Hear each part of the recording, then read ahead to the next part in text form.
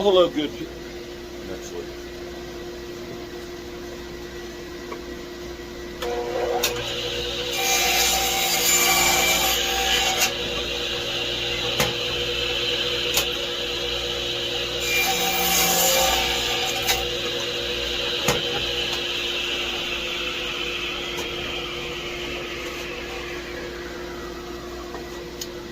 well, hello, good people. Mark Holmes here, and as always, I appreciate each and every one of you guys. I am actually back from the red brick house today, and of course, the work never ends. I didn't realize how tired I actually was until I actually got home today, and I said I'm going to take about an hour-long nap, and then I'm going to do some work in the workshop.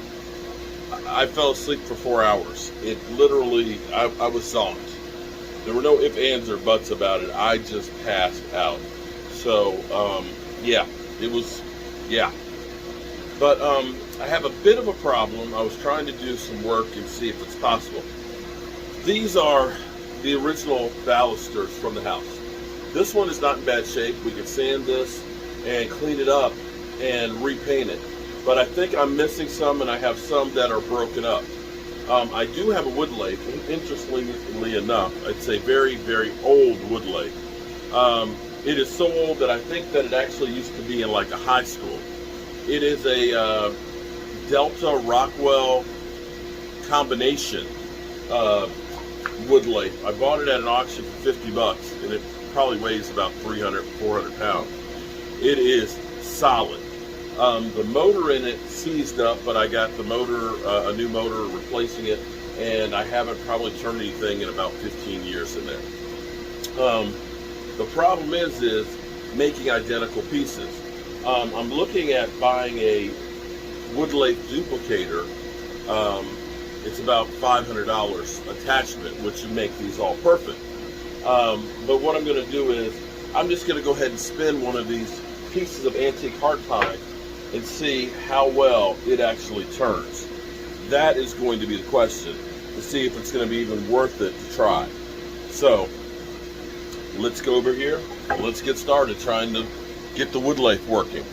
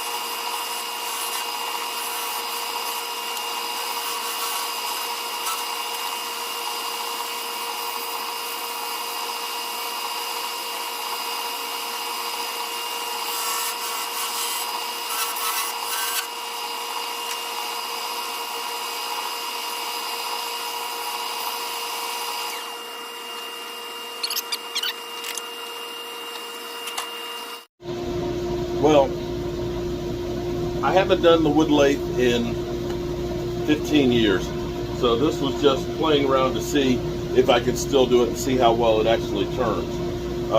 I didn't have any of my, like, the calipers. I've got to get some calipers and things and take my time with it. It's not exact.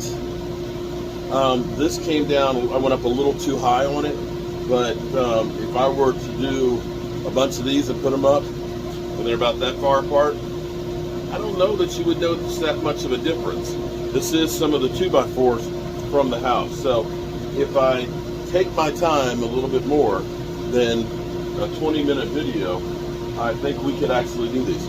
Now, ultimately, is it worth spending $500 for a lathe duplicator? Probably this would be the only project that I would use it on any time in the near future, but I think if I work on this a bit, again, I made this part too narrow. This should have been actually even with that, and that part's pretty close.